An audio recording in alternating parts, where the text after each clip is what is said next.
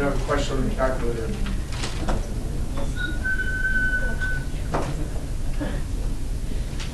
We get to there.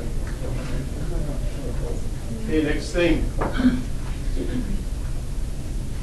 It says in part B down here that we're supposed to find the volume of the region, the volume of the solid generated when the region R is revolved about the x-axis. So you don't have to visualize the three-dimensional shape, but this region rotates like this. Okay. Really the only thing that you need to be able to visualize is the circle that represents a single slice. So I'm going to grabbing one of these shapes to kind of help us talk about it. Kind of like this. Over here maybe. Where there's a hole in the middle of the slice because there's a gap between the axis of rotation in the region. That's what causes the hole. And this part here that you see, that's caused by this space here as the object rotates. Is everyone okay with that? Most important thing to note is that the axis of rotation always goes through the center of the slice. So here's the slice as best I can kind of put it on the board. The axis of rotation is here, which means the inside radius is here, and the outer radius goes all the way. Questions? Okay, so the next thing to do is draw that. I've got this written down. So I always draw the axis, I always draw the radius from the axis of rotation to the region. So here's the radius of one slice. Label that as R sub I. Questions?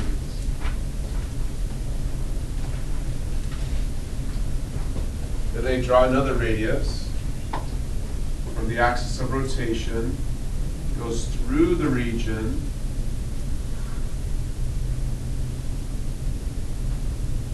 so it hits the other side. That's your outside radius.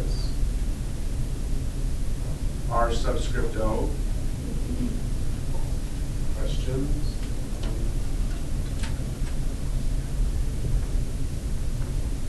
Okay, so that means that the area of a slice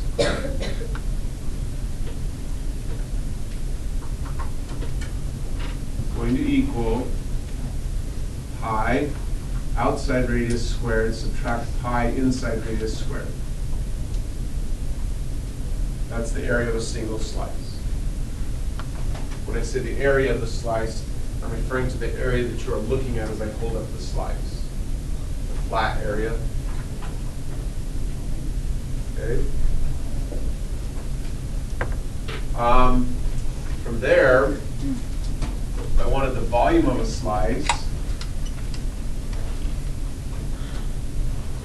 it would be just the area of the slice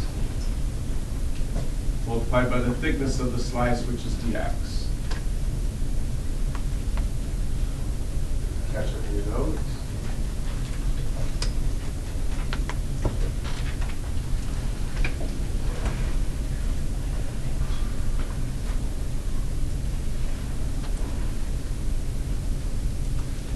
then I'd have the volume of the entire solid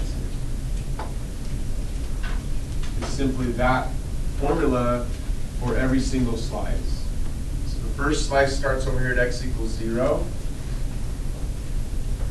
We need to find this intersection. So we happen to have that. 0.9, nicely done. 0.942, make sure you store that value.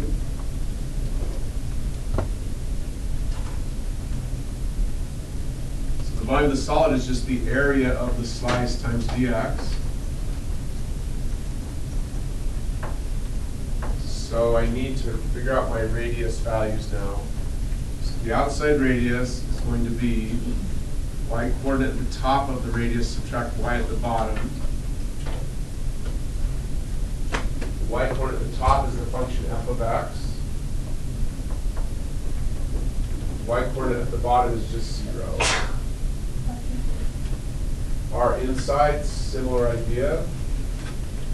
Y at the top of R inside, subtract y at the bottom.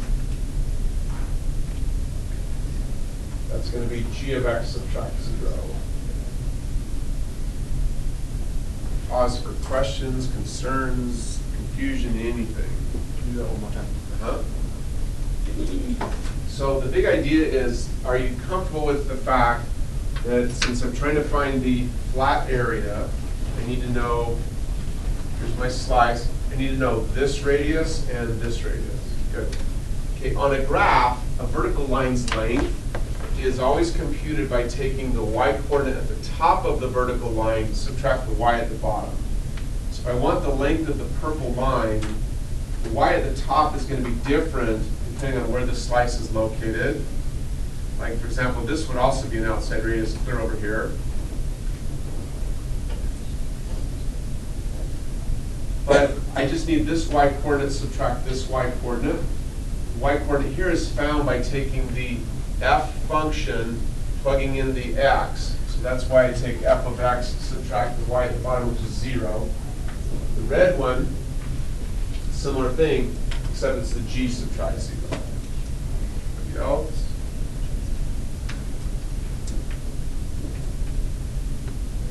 Awesome. Last thing to do is put it all together. So I would memorize this formula. Since pi is common, you can factor it out, and the volume of the solid is going to look like this. It's always pi integrate from the first slice to the last slice, outside radius squared, subtract inside radius squared, dx.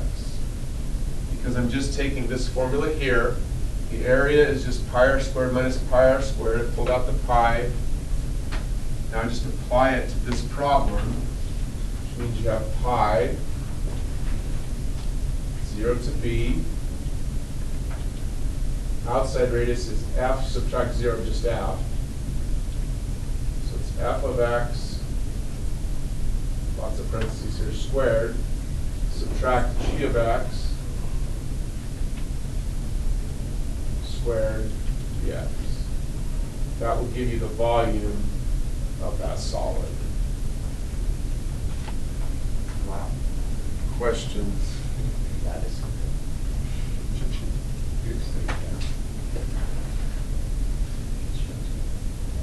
You want me to restate anything? Do you want me to say it again? Do the same thing as restating it. Oh, please. So potentially, like, if you have a solid understanding of it, you can skip all the other steps and just use the formula. Absolutely. Yeah, I just was kind of just retracing through where the formula comes from. So if I'm on the AP test, I actually start right here. Okay. Yeah, if I'm taking the AP test, I just have memorized that the volume of a rotational solid is always pi integral outside radius squared minus inside radius squared. I just start there. Okay. And then I write down the two radius values and just plug it in. The most important thing really is remembering that you're finding the volume by finding the area of the slice times the thickness. That's really all you have to remember. Anyone else? Cool. Here's how I type it in my calculator. So second quit, there, pi,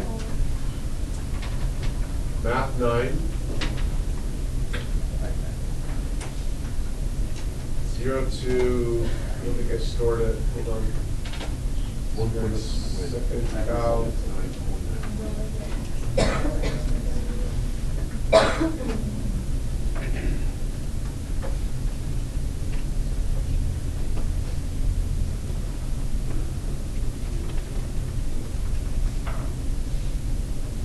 Go to pi, math 9, 0 to b,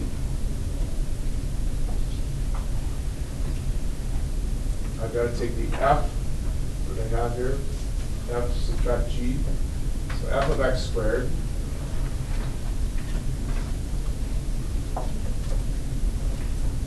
subtract g of x squared.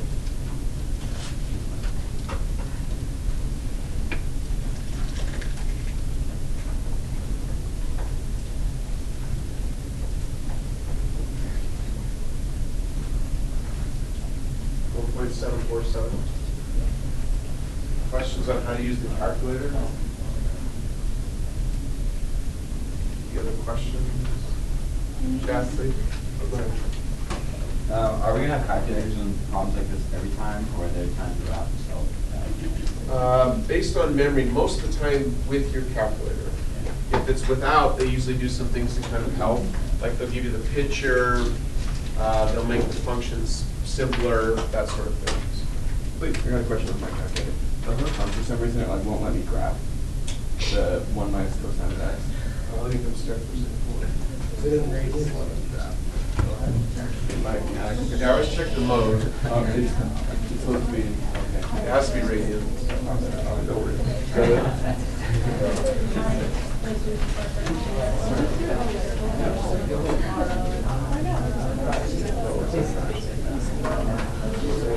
Somebody had a question over here in her voice.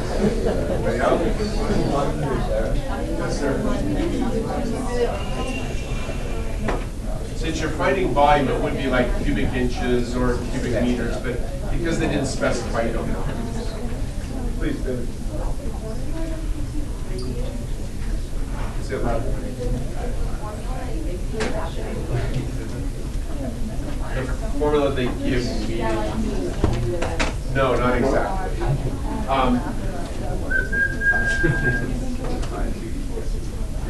Okay, so really the sequence of thoughts are these, Bailey. The formulas they give you are going to form the region. Stop there. So you find the region. Next thing, find the axis of rotation. So they said the axis of rotation was the x-axis. Step 3. Draw a line that represents the inside and the outside radius. Those lines will always start at the axis of rotation, go towards the region. So I've got the inside radius and outside radius. Then remember that, step 4, remember that any vertical line is always y coordinate at the top of the vertical line, subtract y at the bottom. So I look at this purple line and notice that the y coordinate at the top is just the f of x function's value. Y at the bottom is 0. So that's why in this problem the outside radius turned out to be f, but it won't always turn out that way. Is that your question? Yeah. Okay. Anybody else? Next one. So what was it? 1.7? 747. 747? Like the airplane? Yeah, exactly like the airplane. All right.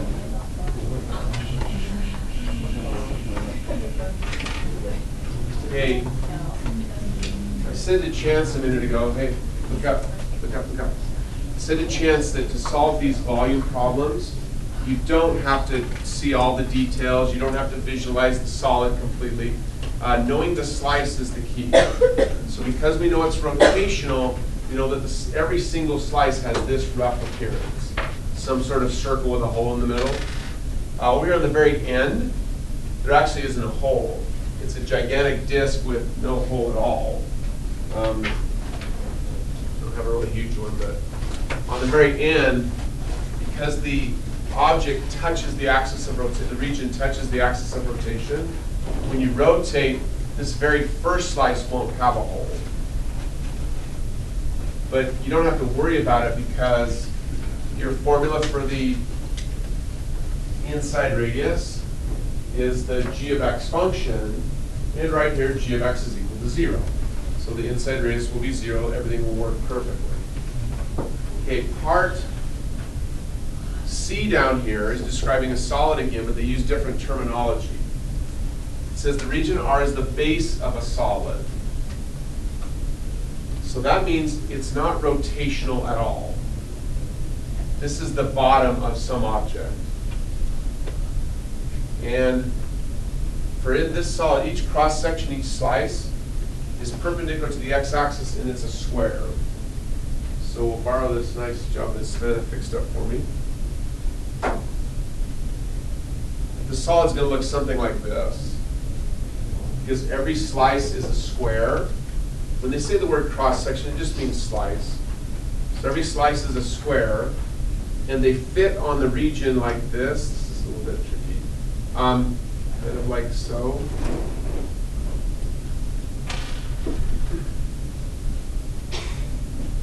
Get that yet? Okay. Here's a little video that kind of represents it. The video shows rectangular cross sections, but it's roughly the same idea. And as always, I have to put the pin down somewhere. Here we go.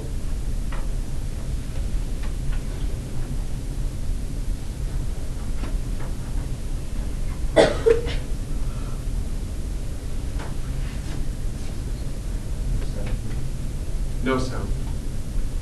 Very exciting. So each cross section is a rectangle in this drawing.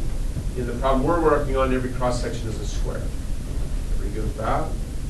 Wait, how would you rotate to make it a square? No rotation. Good question, though, Sarah. So notice the wording difference. Really good question, Sarah.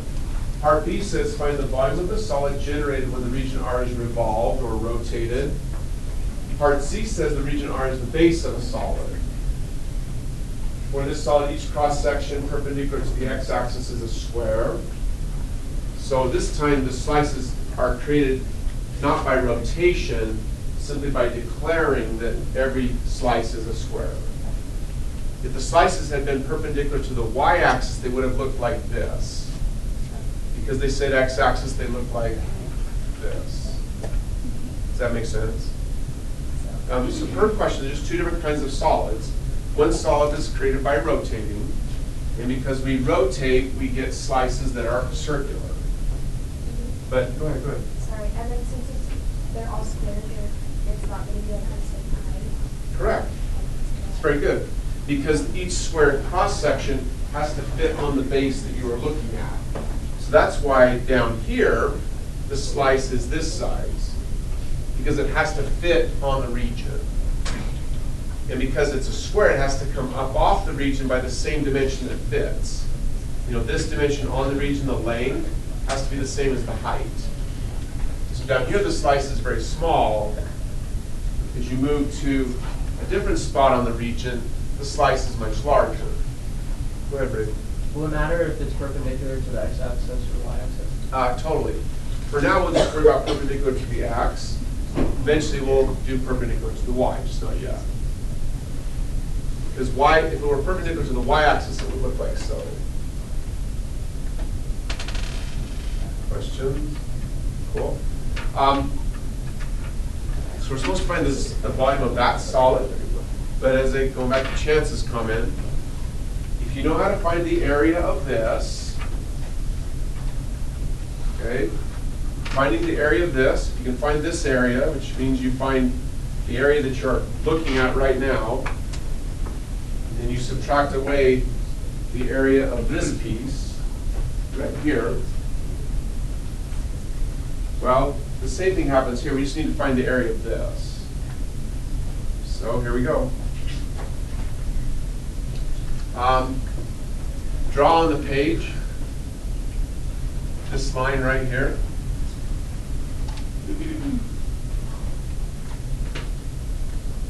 that's the length of the square cross section.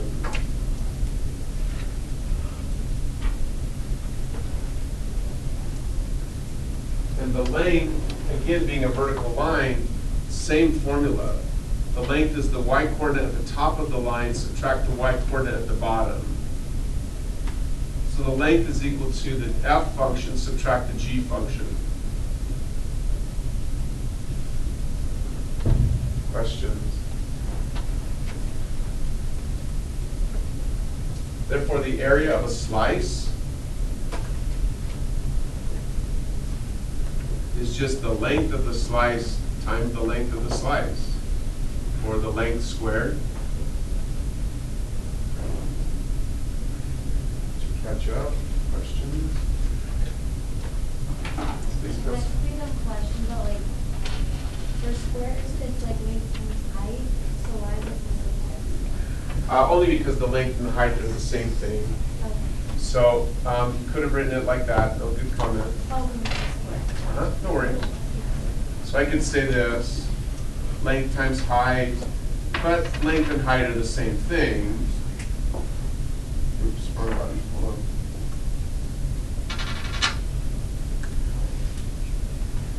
Question? That makes sense. Cool. Please, Lexi. So like if it was a rectangle, then would it give us like the Outstanding. top part of that? Mhm. Yeah, so we'll do a rectangle one in a second, but perfect question. So if the slices coming up off the region are rectangles, like the problem we're going to look at in a second says that the rectangle's height is 5 times the rectangle's length. So they're saying this one can't represent that because I didn't have enough cardboard. This dimension here would be, it'd be 5 times longer. So you've got this very long, thin rectangle, and it would sit on the region like this, and they'll tell you that. That's a good question. Anyone else? Please.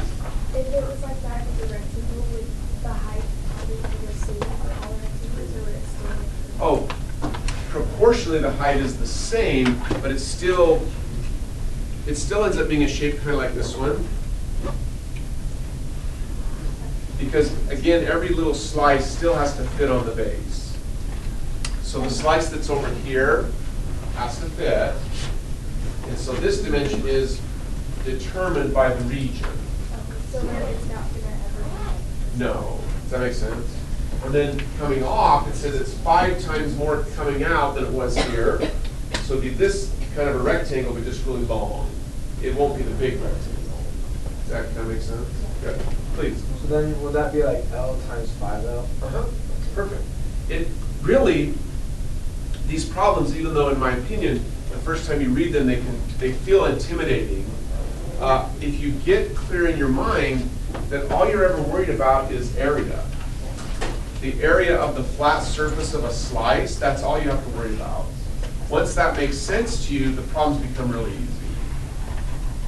Question? So, we said that the area is the area of the slice is equal to, see, length is this thing, so it's going to be f of x minus g of x all squared. Okay, I want to see your eyes on the board for this one, so just look up your notes for a second. An extremely common mistake is in this problem where the slices are square, and it would happen if they were rectangles as well, you end up with a computation where you're taking f subtract g all squared. So this is the length of a slice squared. Compare that to the circular problem. In the circular problem, it's f of x squared alone, subtract g of x squared alone. Don't do this. Hey, don't take these two squared values and put it here. That's mathematically wrong. To find the volume of this rotational solid, it's got to be pi r squared subtract pi r squared. You can't separate the squares. Questions? I just was wondering, so we're finding the volume on this, so why do we have to know the area?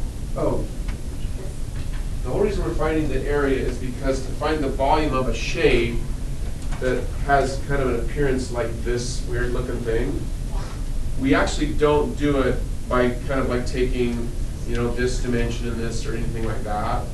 What we do instead is we say, ignore the solid.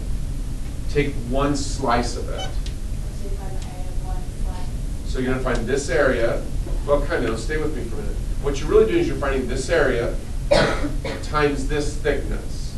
So you say back to me, if I take this area times this thickness, what have I found in regards to this? Volume of the one slice. All integration does is it provides a way to do that again and again and again and again for every different slice, and then add them together. Anybody else? So back here again. So that means the volume of my solid is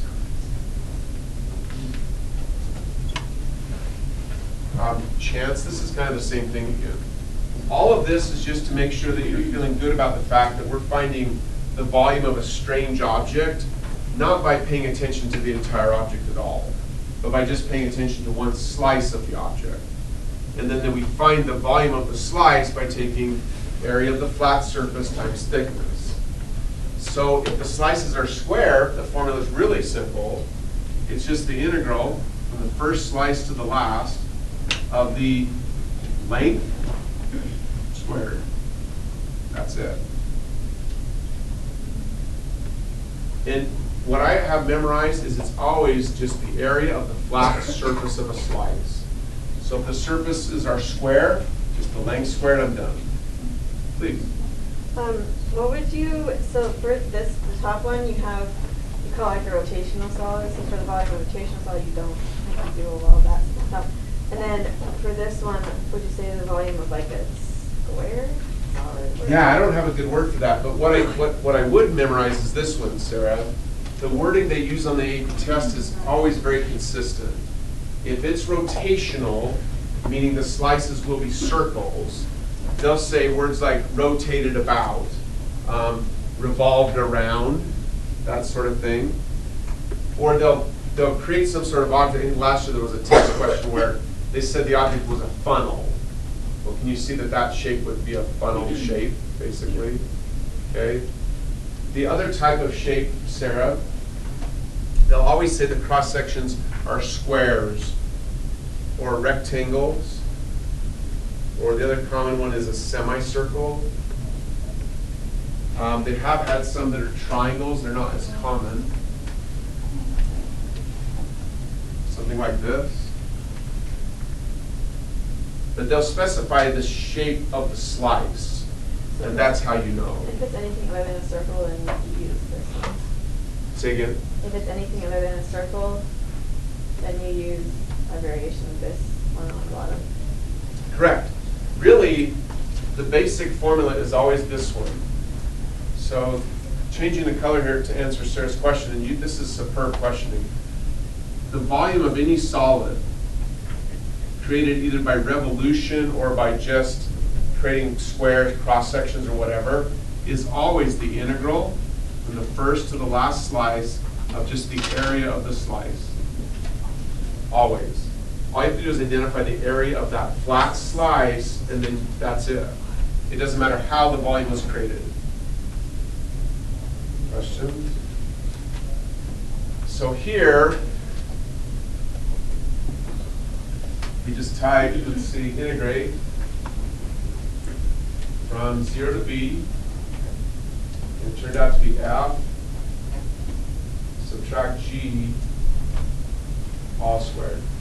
But if it was a triangle, would you have to divide it? If it were a triangle, you'd have to figure out a way to compute this area. It's very good. So if it's this kind of a triangle where this dimension is half as much as this dimension, and this triangle is sitting on the region like this, well, my L is still the same thing. My height of the triangle is just twice the L, and because it's a triangle, not a rectangle, it's going to get the right idea here, it's half of it. That's it. That's how you find the area. Then you integrate again to find the volume. So perfect, Sarah. Anything else, please? So I just have a question about like if you're trying to find rectangles. So I'm gonna walk you.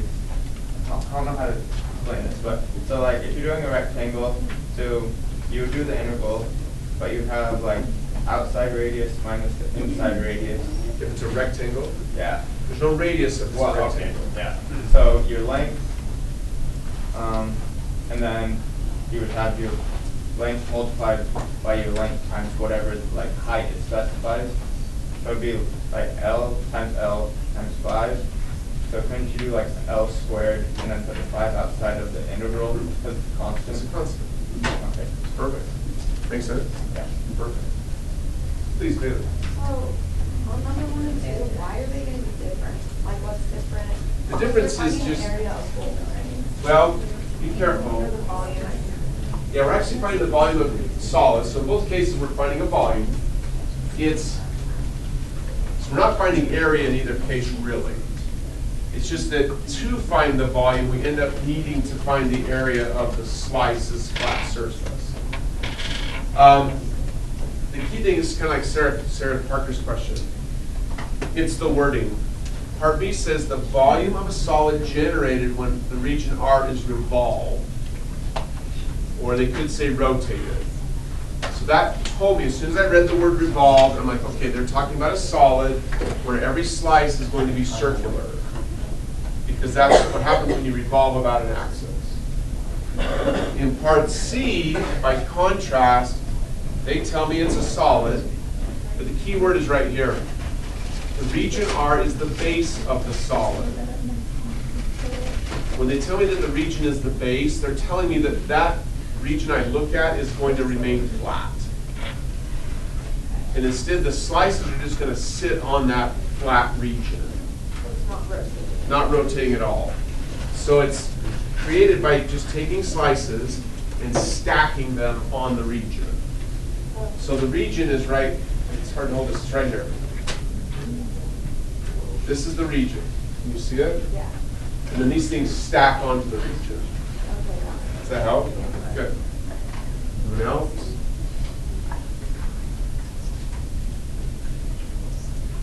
Okay, next thing. From there, it's just plug it in your calculator. So I would grab my calculator. And I say, let's see, math 9. No pi because there's no rotation. 0 to b.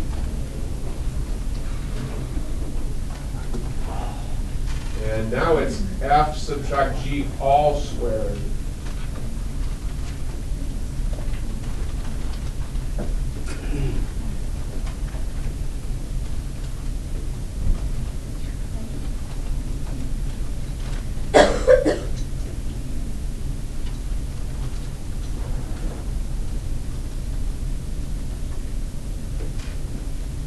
.461, is that the correct answer? Yeah. Yeah.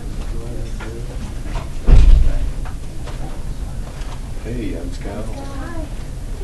You like you want to start with the rectangle? Coming up, yep. Good question. Pretty good to there? Cool. Again, we'll skip 3 and 4 because those will be ones you can work on for extra credit after Wednesday, after the test. So go to 5.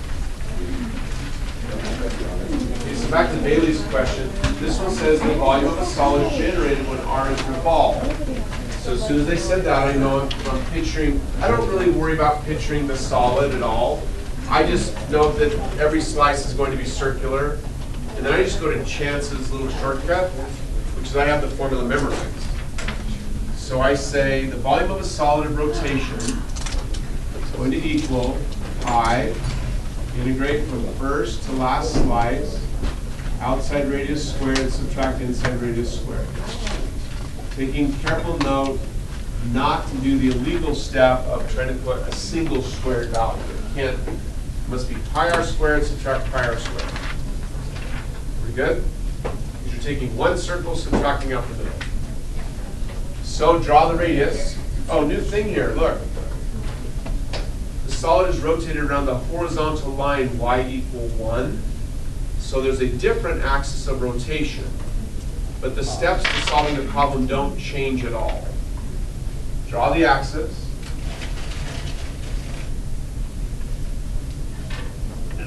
Question. You use the same formula. You still draw the radius inside and outside the same way. Just everybody catch up in their notes. Please do. Would the whole one be like the top part of it instead of the bottom? Yeah, the shapes are still circular. They still look like this, but the axis is now here, but it's up here. So this part here rotates like this, causing the solid portion, and the hole is here. So the bottom isn't actually the top one? It kind of switches.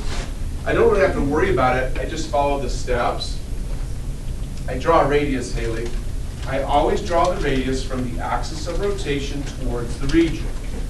So here's the inside radius.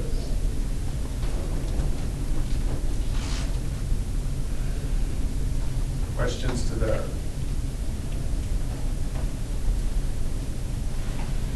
Oh, please, Ellen. Because again, picture the circle. This thing's going to rotate like so. It's going to become a solid object that's quite large. In fact, it's like a big, huge donut. The vertical line, I think is the one to think about. Yeah, that's just defining the region. That's just, again, they've got to have some way to tell you, here's the region. So that's just the region. So it's kind of like how it was the x-axis on the problem. Different. The y-axis. Yeah, the other, yes, there you go. Y-axis. On the other problem, the region was defined by the y-axis. Yeah, that's a good way to think of it. There you go. So here the y-axis formed the region. Here the line x equals 1 forms the region. But that once the region is formed, Ellie, I don't worry about that anymore, really. So I know that I've got circular slices or circular cross sections. So I draw the outside radius like this, axis of rotation towards the region, go completely through the region until you hit the other side. That's your outer radius. Please. So with this one, you don't have to worry anything about like the x-axis at all? Yeah, the x-axis isn't, we don't worry about it at all because the region is here and it's rotating this way. I write down on my paper R inside. It's going to equal, again, it's y at the top, subtract y at the bottom. Which means my inside radius, the y at the top is 1. Y at the bottom is this function which I called, didn't give it a name, I need to do that. So let's go over here and say f of x is equal to root x. That's the top function. G of x is equal to e to the negative 3x. That's the bottom function. Questions to there? Questions?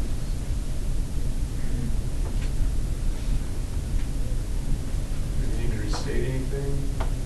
Please do. Why can't you just like think of it like use it upside down in your head and then just big one in the bottom? There are ways to do that, but it's actually more complicated than what we're doing. It's quite a bit worse, to be fair, because drawing it this way, we can take advantage of how graphs work. If we try to switch things around, we've got to translate all the graphical information. It really is much more difficult. If you want to go through it, I can sit with you after school sometime, but it's a lot worse. Our outside is just y at the top, subtract y at the bottom. But it's, visually you're thinking the right thing, but there is a way to do that, kind of switch everything around. So that means RO is equal to 1 subtract this function, which is g of x.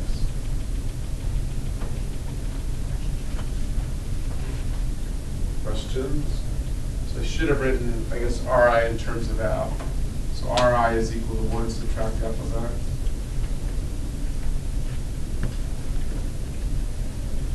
So the volume of the solid equal to, oh, you need to find this intersection. Does anyone happen to have it? I do. X equals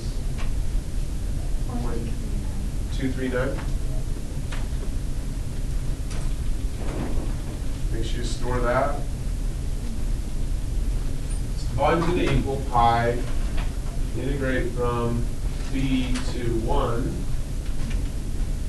the outside radius squared, which is 1 subtract f of x. Oh, wait a minute, that's messed up. That's the inside radius. So 1 subtract g.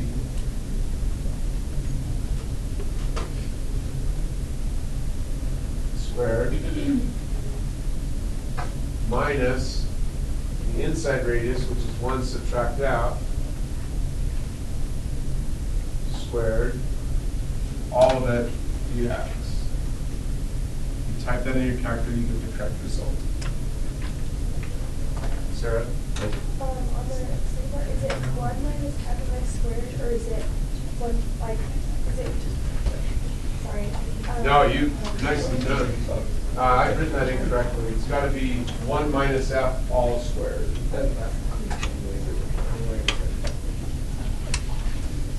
So I need another parenthesis here, and the squared goes there. Hold on.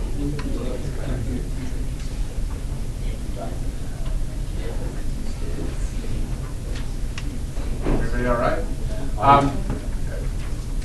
For some reason, I got the wrong answer, and I don't know what. You're all typing on the calculator. Okay, so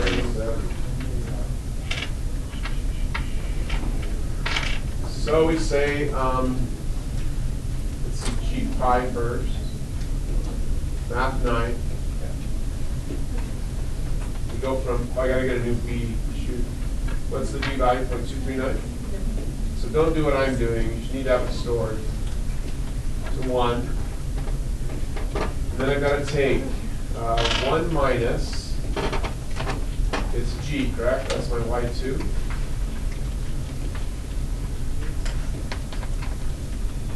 That quantity must be squared. Subtract, another parenthesis, 1 minus f. Whoa, that's a few extra parentheses. 1 minus f, y1, that quantity in parentheses squared, and then dx.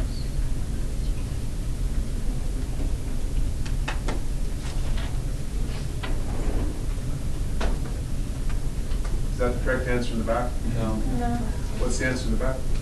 1.424. But I did the exact same thing and it's got the right answer. Yeah, I just, yeah, can it just use the. Oh, it's saving? Mine looks exactly like that. I got it right. Yeah. Yeah, because I got 1 point. So in this case, the saving made a huge difference. Well, I didn't save mine. I didn't save it. I got 424. Something's wacky. Hold on. Gotta hurry a little bit. That's right. 4.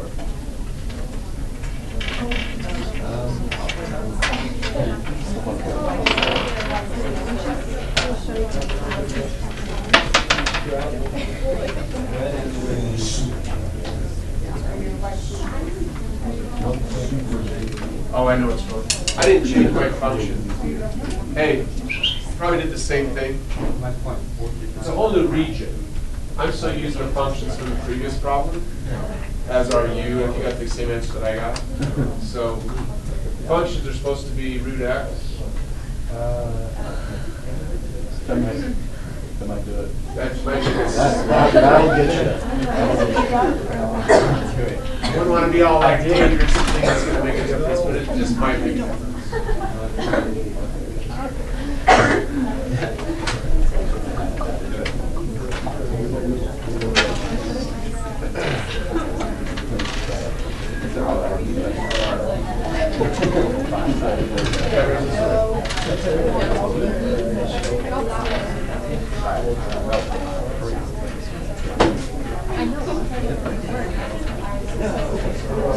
Okay, look out, please. Look out. You gotta hurry. Okay. Watch me. Okay, I need to hurry a little bit. We got 3 minutes. Watch. We've already talked about how to do this one, where the cross sections are rectangles, and the height of each rectangle is 5 times the length. So the length sits on the region. The rectangle comes off the region 5 times further than it sits on the region. So that means your formula for finding the volume is this. So write this down on number 6. The formula for finding the volume is going to be, there's no pi because there's nothing circular. Start at the first slice, go to the last. And we've got to take, I can't remember who it was, but I think Chance, yeah. You take the length times the height times dx. But in this case,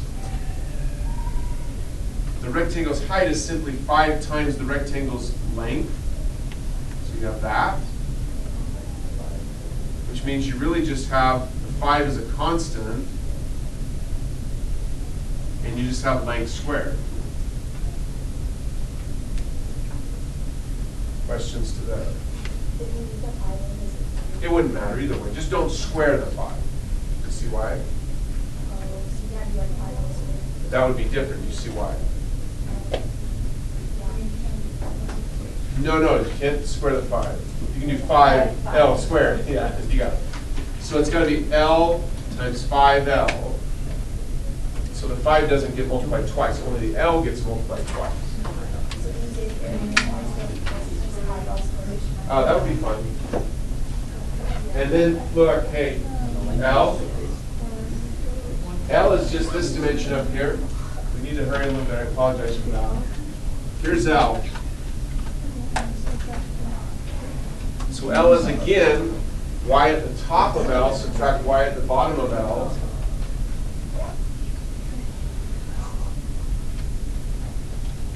Y at the top is the f function, y at the bottom is the g function. That means the volume of the solid is going to be integrate from b to 1, 3.5, take f of x, subtract g of x, all squared, yeah. We got one more formula to show you, don't pack out. Chelsea? Why is this one f of x last?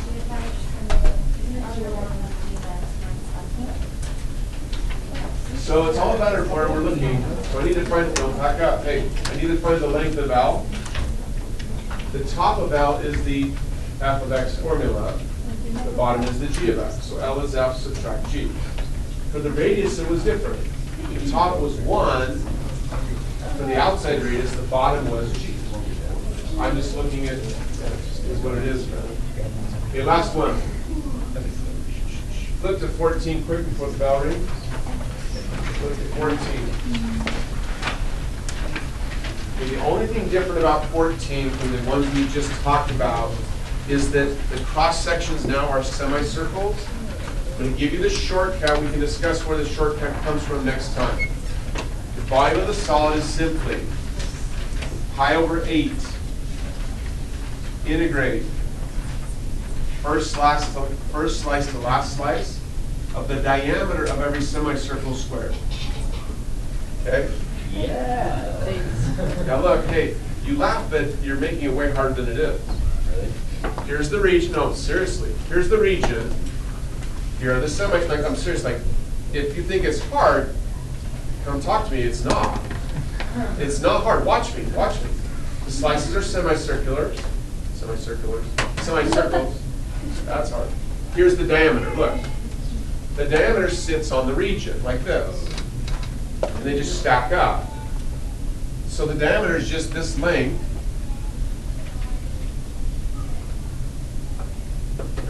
Here's D. So D is equal to y at the top, subtract y at the bottom. So D is equal to this function, which they told us up above was 20 over 1 plus x squared. Subtract the bottom, which they told us was the line, y equal 2. That's it. You you just plug that into the integral, you're done. Like you cannot find an easier problem on the entire AP test. The slices fit like this. This is the diameter. The length of the diameter is just why the top's are right, why the top. You do a good job of making problems look intimidating, but they're not. Some problems are hard.